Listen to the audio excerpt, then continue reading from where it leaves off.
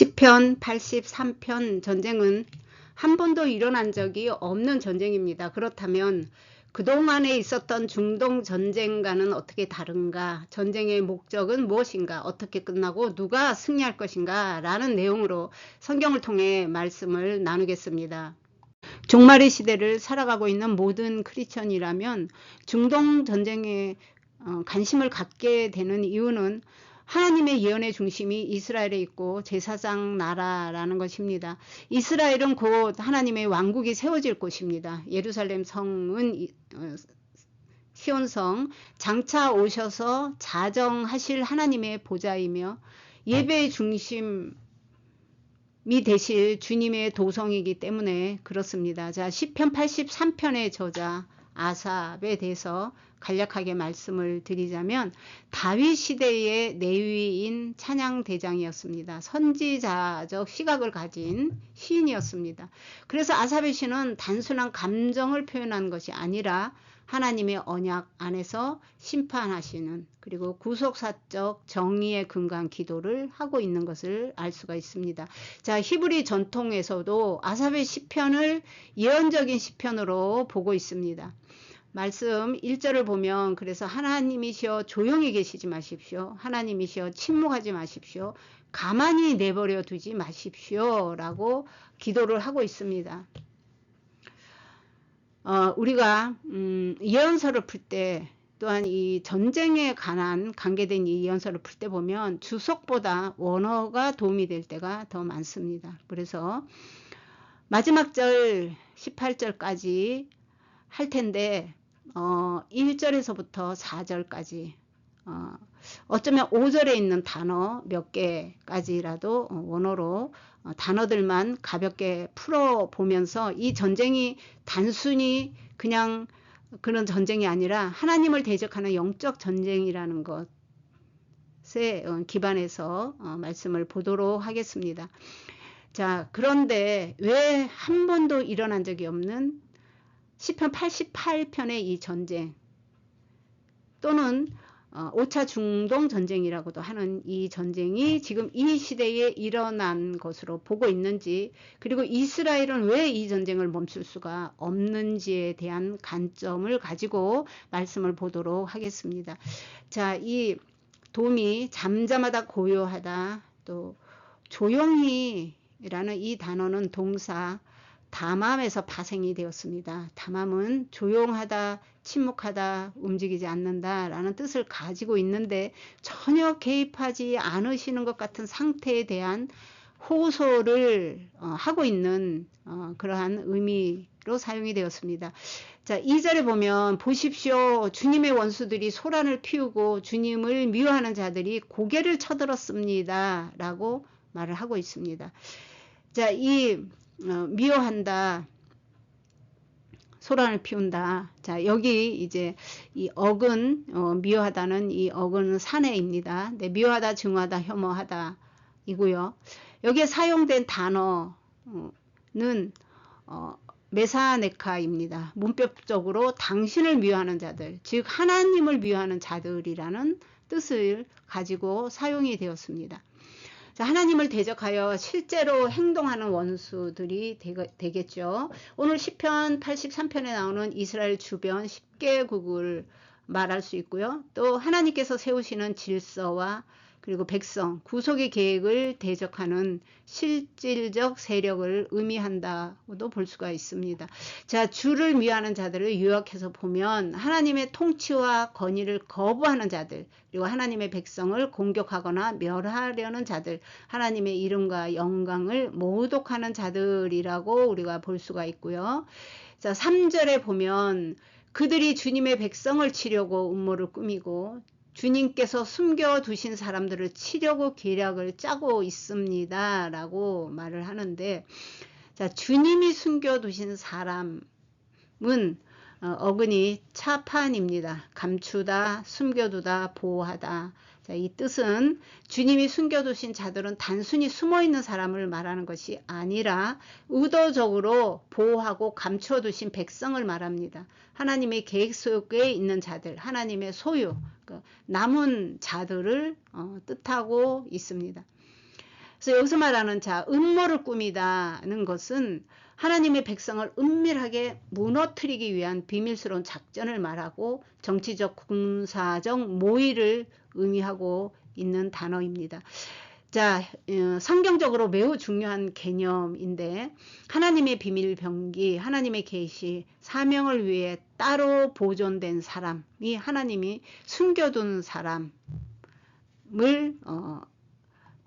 뜻하고 있습니다. 그래서 하나님이 숨겨둔 사람을 치려고 계략을 짰다. 이거는 간교한 계략을 깨하다라는 뜻이 있는데 억은 아람입니다. 교활하다, 속이다, 술수를 부리다, 관계를 깨하다, 책량, 교활 등등의 뜻이 있고 특별히 창세기 3장 1절에서 뱀, 이 사탄이 간교하다 할 때 쓰인 단어가 이 아람입니다. 즉 영적 속임수, 교활한 전략을 의미합니다. 하나님과의 관계를 끊기 위해서, 멀어지게 하기 위해서 쓰는 관계라고 할 수가 있습니다. 그래서 사단적 계략이며 어둠의 모의 등을 뜻하고 하나님의 뜻을 거스르기 위해 영적 차원에서 작당하는 것을 의미하고 있습니다. 4절입니다. 적들이 말합니다. 자, 가서 그들을 멸망시켜 나라가 되지 못하게 하자. 이스라엘이라는 이름을 다시는 기억하지 못하게 하자 라고 합니다. 자, 가자 레크입니다. 명령형 복수이고 어그는 할라크입니다. 걷다, 나아가다, 행동하다 인데 여기에 사용된 레크는 단순한 이동이 아니라 적극적으로 행동하자, 작전을 실행하자, 같이 움직이자라는 의미를 가지고 있습니다. 이 네크는 주로 공동의 행동을 위한 결의와 결단을 나타낼 때 사용이 됩니다. 강한 의지의 표현입니다. 그래서 공동작전 개시 신호 이럴 때 사용을 한다고 볼 수가 있습니다. 자, 이 가서 그들을 멸하자, 멸망시키자 라고 할 때 카하드, 자, 어근이 카하드인데 지우다, 없애다, 전멸하다, 멸망시키다, 흔적 없이 사라지게 하자. 히브리 원형 자체가 이런 뉘앙스를 포함하고 있습니다. 자, 이스라엘이 존재한 흔적조차 없게 하자. 영적, 육적인 완전한 말살을 계획하고 있다는 것입니다. 그래서 이것은 단순한 전쟁이 아닙니다. 10개국을 연합시킬 수 있는 영적인 명령, 어둠의 권세, 배후 세력이죠. 그래서 이건 단순한 국가 간의 전쟁이 아니고 하나님을 대적하는 영적 전쟁이다. 그 본질을 보여주고 있다라고 할 수가 있겠습니다. 그래서 자, 이제 이 5절부터 어떤 국가들이 여기에 등장을 하나. 자, 그 국가들이 한마음으로 묘략을 꾸미고 주님을 반대하여 동맹을 맺었습니다 라고 합니다. 그래서 여기서 자, 이 대적자를 의미하는데 이 소드입니다. 여호와를 대적하여 함께 모의하다. 여기서 소드는 비밀스러운 계획, 음모, 관계를 뜻하고 하나님께 도전하는 영적 반영의 뜻을 내포하고 있습니다.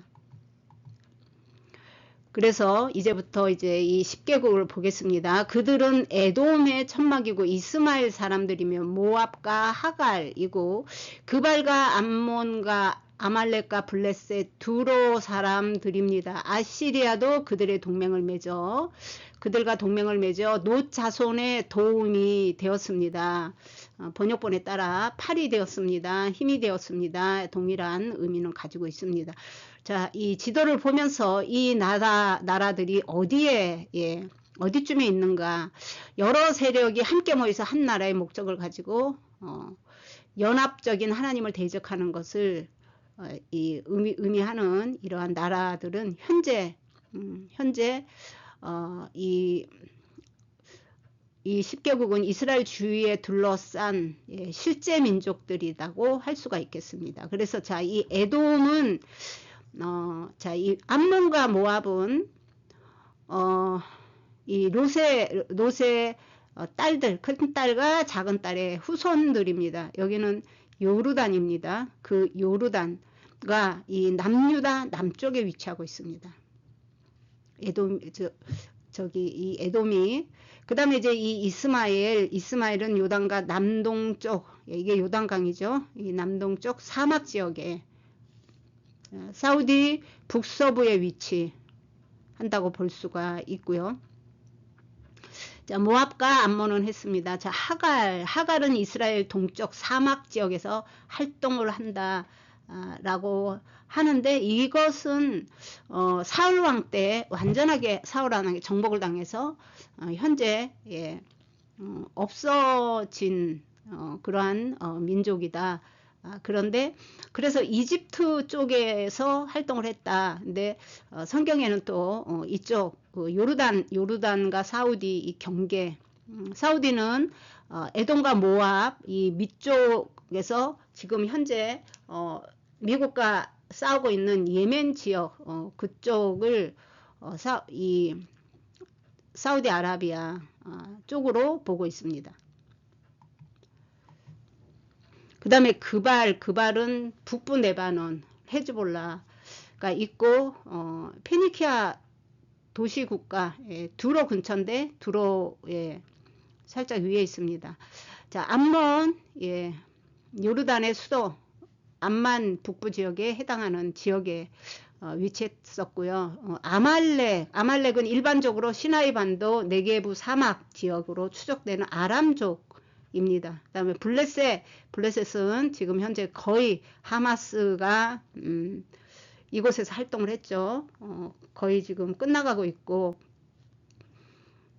두로는 이 페니키아, 헤즈볼라가 여기서 활동을 하고, 헤즈볼라 역시 거의 다 이제 끝나가고 있고, 자, 아수르, 현재 이라크 북부 이쪽입니다. 이라크 일부 그리고 시리아 이쪽이 아수르 지역이었습니다.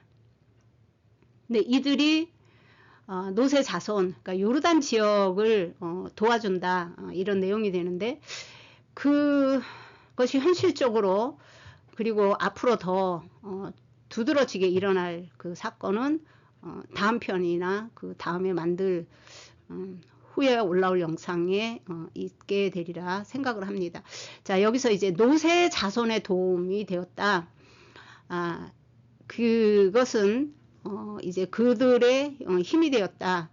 그런 이야기인데, 아시리아도 문자적으로는 노세 자손의 도움, 그들의 팔이 되었다. 이 팔, 도움, 이런 것은 힘, 권력, 군사적 지원 등을 상징합니다. 왜냐하면 이 나라가 이 주변에 있는 이 국들에 비해서 이 큰 나라입니다. 그래서 직접적으로 나서지는 않고 이제 배후에서 활동할 것 같은 그러한 내용을 담고 있습니다. 과거의 승리를 상기시키며 하나님께 드리는 기도입니다.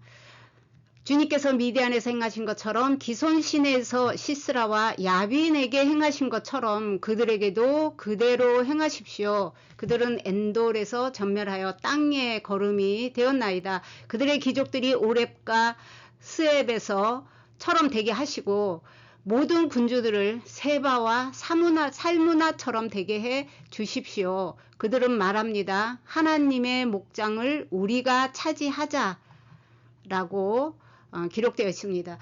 자, 그냥 읽어서는 어려운 것 같은데 이 설명을 좀 들으시고 사사기 7장을 다시 읽어보시면 상당히 재밌습니다. 자, 미디안은 지금 현재 사우디아라비아 그쪽 지역입니다.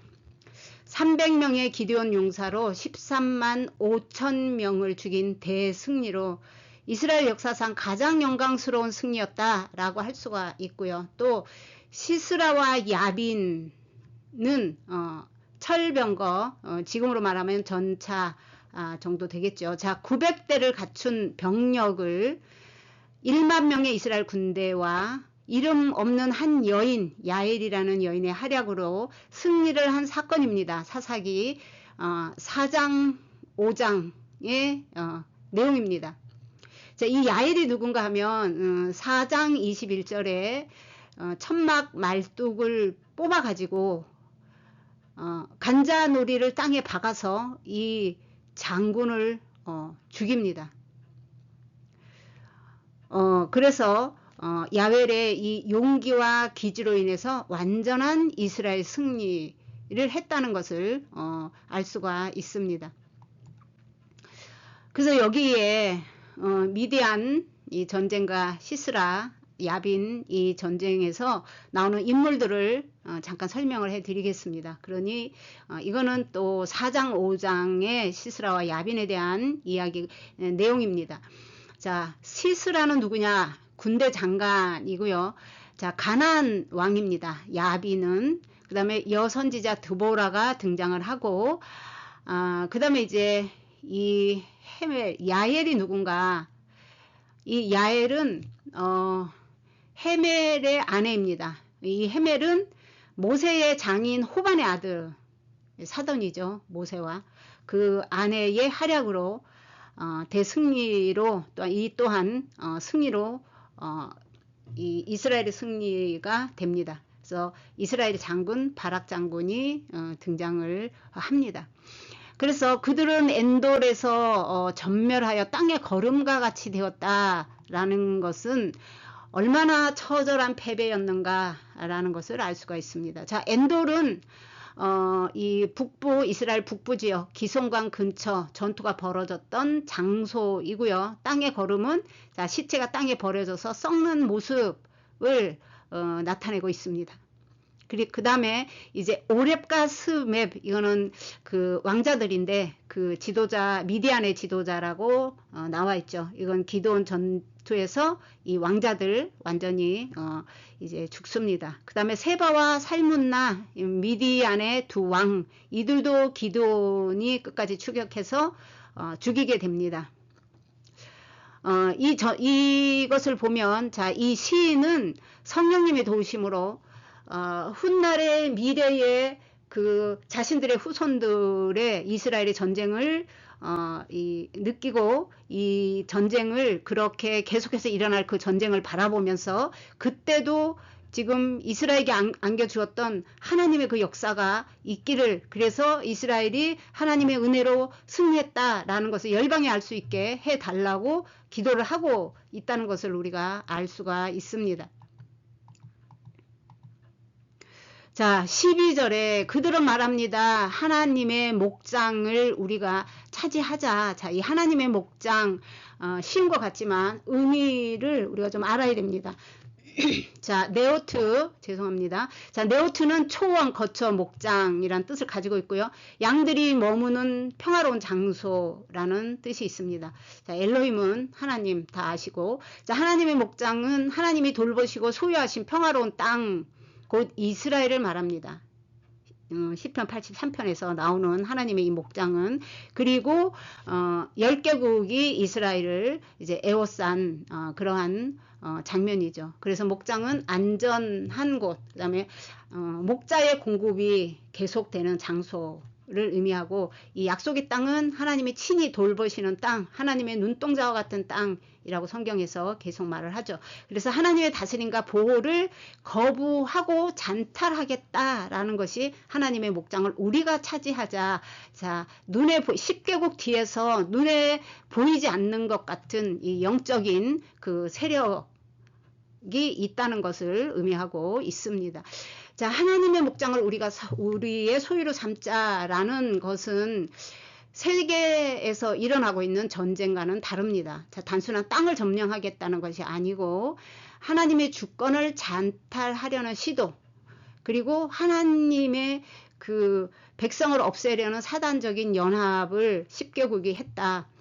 그래서 지금도 이슬람권에서는 이스라엘이라는 나라가 지도에서조차 또 사람들에게서 기억되는 것조차 없게 하자는 것이 그들의 구호입니다.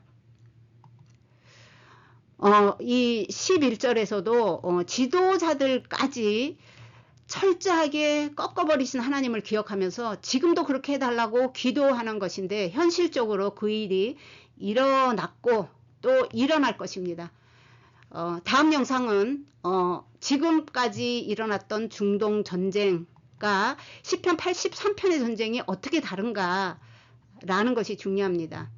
또 곡과 마곡의 전쟁과는 어떻게 구별할 수 있나라는 것도 중요합니다. 이 마지막 때에 일어나는 전쟁, 예수님의 오심, 각 나라와 나라가 민족과 민족이 전쟁을 한다. 예수님 마태복음 24장에서 말씀하셨죠. 그러므로 인해서 이 전쟁에 대해서 우리가 바로 알아야 됩니다. 전쟁으로 재림하실 그 예수님의 그 때를 우리가 이제 분별을 할 수는 있어야 됩니다. 그래서 전쟁만 일어나면 곡과 마곡이다, 아마겟돈이다 라고 할 때 잘 모르면 두려움을 갖게 될 수밖에 없죠. 그러한 소리에 의연하게 대처할 수가 알게 되면 의연하게 대처할 수가 있습니다. 그래서 우리 모두 다 그런 분들이 다 되시기를 주님의 이름으로 축복합니다. 오늘 영상은 여기까지입니다. 구독과 좋아요 부탁드립니다.